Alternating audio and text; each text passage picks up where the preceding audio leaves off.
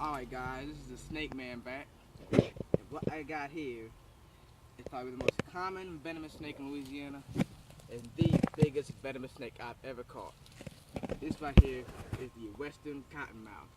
Agkistrodon Piscavorus Leucostoma. This thing is the second biggest water moccasin I've ever seen and the biggest one I've ever caught. And the scary part is, I've seen bigger. That's the scary part. I've seen one about 6 foot long. And oh, if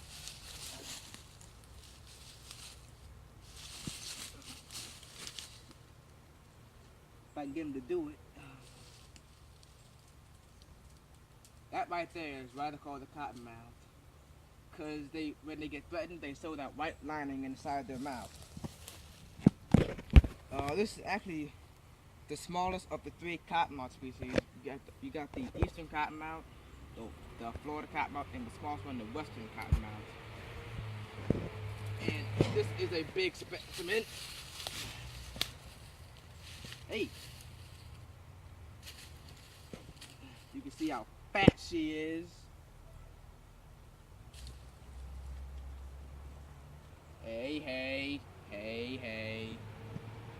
Got a big old diamond-shaped head. Let us know that it's a venomous snake. And if you get a zoom in on the head, you can see those big old pits right in front of the nostrils. And the eyes are cat-shaped. And another thing, what they do when they get threatened is that they rattle their tail. The cameraman right there, he almost thought it was a rattlesnake when he saw it.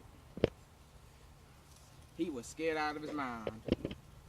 The color is basically just usually a plain gray to plain gray to black to an olive green or a light green with black spots or zigzag markings, zigzag bands. Usually there's a black spot within the crossband. The only other snake that has that would be the broad-banded water snake, Neurodia fasciata confluens. If I can get him up again. You can see the belly.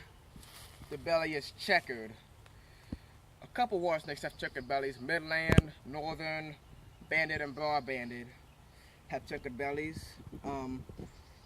This is almost as big as they get. They can get bigger than this. I've seen one 6 foot long. These things can get absolutely huge.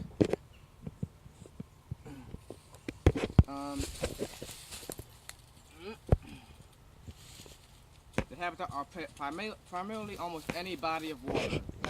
And when I caught her, she was like one look-see away from this creek. I'm just gonna say that. She was far from water. And look on the head, you see another thing that points him out, that dark cheek stripe that goes along the venom gland. I like to call that the raccoon mask. And cottonmouths, they got this musk to them that is so strong and odorous. I swear, it is so strong. I can still smell it on me.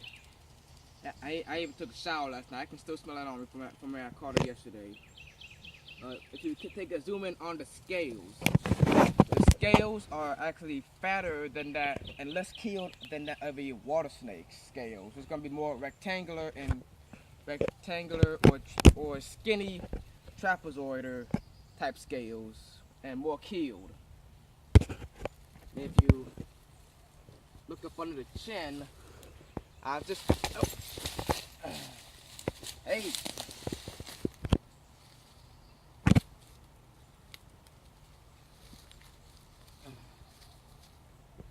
Take a look. Oh, don't you dare. Take a look up on the chin. And you see, I've actually found this out this year. Oh, she's not one that cooperates. Hey. Look up on the chin.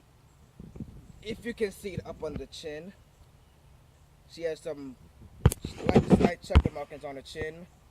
And you can defer that from the eastern cottonmouth, in which the eastern cottonmouth has a plain chin up under the chin.